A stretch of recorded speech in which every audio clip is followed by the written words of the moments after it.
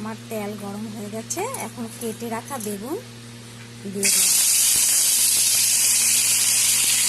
তার মধ্যে একটু অল্প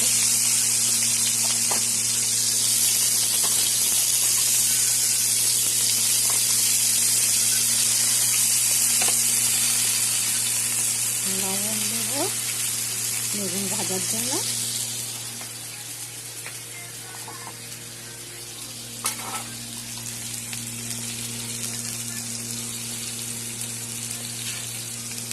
দিয়ে দিলাম হলুদ। আজকে বানাচ্ছি আমি পালং শাক। বেগুন ভাজা হয়ে গেল, এর মধ্যে কেটে রাখা পালং শাকগুলো দিয়ে দিব।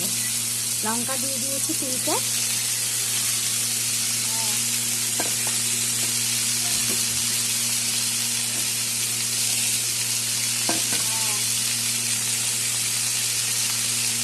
পরিমাণ মতন হলুদ দিয়ে দিলাম,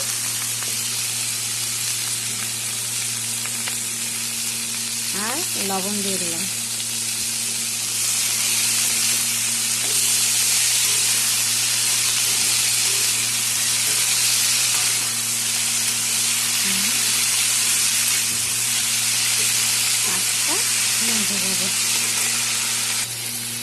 আমার পালং শাক হয়ে গেছে। এখন চিনি দিয়ে বন্ধ করে দেব।